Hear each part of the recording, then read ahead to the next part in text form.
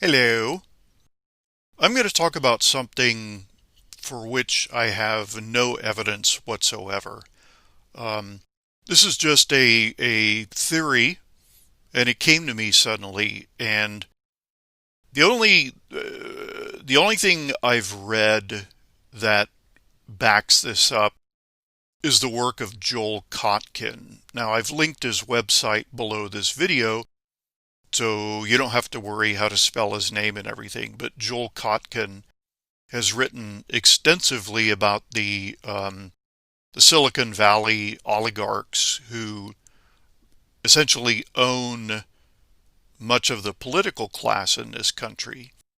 Now, the Silicon Valley oligarchs believe that they've created a new kind of non-religious Puritanism.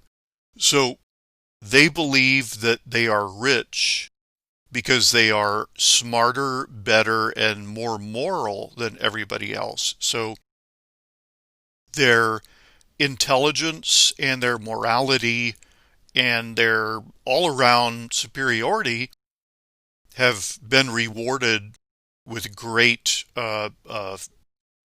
wealth, great material wealth.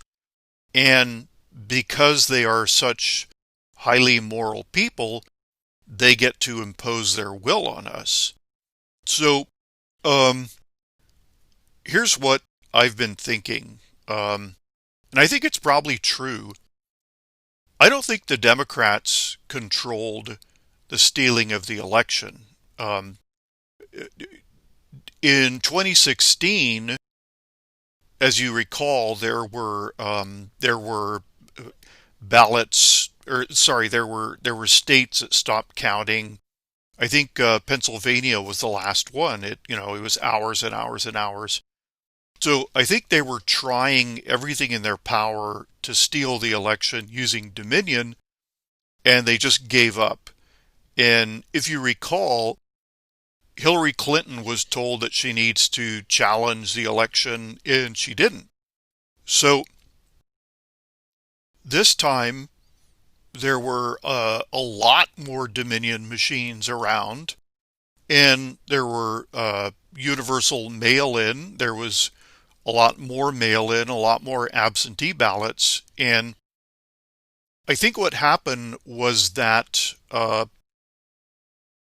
when it became clear that Tronald Dump, sorry, Mr. President, when it became clear that Donald Trump had won a landslide, I believe that the Democrats would have given up because say what you will about politicians, they know politics. Now the press is a state-run press, and they do absolutely no investigative journalism. They are fed propaganda, which they repeat uncritically. Um, the press is taught that leftism is the default position, and that those of us who aren't leftists are illegitimate to the point of perversity. There's a one of these horrendous uh, radio psychologists or whatever she is. Her name is Dr. Wendy Walsh, and she gives relationship advice. She's been married like 3 or 4 times. She's got multiple children by multiple fathers, and so she says that that gives her um, the authority to tell people how to have relationships. So she did a show about how she went into the extremely incomprehensible alien landscape of Trump country, and she took her biracial child with her, and she was shocked that nobody called her an N lover and, whatever. I heard another radio talk show host named Bill Handel, and the soundbite I heard from him today was that he really, really likes Biden because Biden is a decent man. Biden actually cares about us. And when Biden looked into the camera and said, "Please wear a mask," it just got handled, right here, right here. And Handel's shtick is horrendous cynicism. So Handel has been bought off. Bill Handel is a very intelligent man, and he's pretending that all the moral and criminal strikes that Biden has against him, they don't exist. And besides, this notion that Trump doesn't care about us is a flat out lie. It's enemy propaganda. I mean, the famous picture of Trump touching the face of an armless man, people think he's a veteran. He's not a veteran. He was born armless. And the reason Trump touched his face is because Trump knew that touching his prosthetic arms wouldn't mean anything to him. So he touched his face, and the man is exploding with joy. I don't think the Democrats control they controlled this election. I think what happened was the same thing that happened in 2016, only this time it was a landslide, and the Democrats knew they couldn't convincingly steal the election, and the crazy Silicon Valley donors and Soros and all them just yelled, "Drive on," as my father did. And my father always played games with a gas gauge, and whenever we were on empty, he said, "Oh no, we got at least 3 more gallons." So when I was a child, we ran out of gas 200 times, whatever, out in the desert, out in, just wherever. And my father would always just say, "Drive on." And when we were driving, we'd say, "No, I'm stopping to get filled up." And he'd get, "Oh God, did that fry him?" But the people in charge of stealing this election,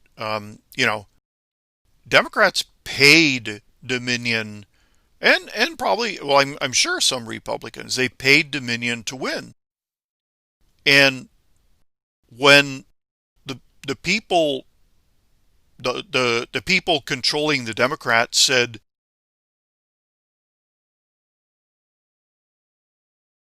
"Ignore what these wimps are saying and go ahead and do what we paid you to do," they did. And this is because, okay, the Silicon Valley oligarchs are like, Jack Dorsey and Mark Zuckerberg, and, they think that they're, the masters of the universe. And there's only one master of the universe, aside from the obvious. The only human master of the universe is Donald John Trump. And I'm seeing more and more evidence that Trump conducted a massive military operation on all possible fronts. So Trump may even have the actual vote count for every state in the union. In which case, wow. So the United States Air Force prepared the battlefield in the city of Mosul for 9 months. Trump prepared the battlefield, the United States battlefield of 2020, November 3rd, 2020, he prepared it for 4 straight years. So there's only one way this whole thing can end. Read Joel Kotkin. Joel Kotkin knows what's going on, and Joel Kotkin gives you an insight into the mindset of the people we're up against. It's not a satanic cabal. It's not what people think it is. All it is really rich, really stupid people who all have they'll have serious mental problems, and they think that their wealth comes from the fact that they are superior in every way, including morality. And because they're so morally superior, the normal rules don't apply. This is exactly what psychopaths think about themselves. They are so superior that the normal rules don't apply. Um, if you look at the Moors murders, which took place in the UK in the early 1960s, it was a man and a woman who murdered several children and buried them out on the moors. The man said that because he was so morally superior, all the normal rules, including right and wrong, did not apply to him. What a sad state of affairs. The UK used to hang people, but now they're shocked. It's shocking that they would hang people. Um, I'd forgotten that the Japanese still hang people. I saw a great documentary about it that was supposed to show how horrible it was, and I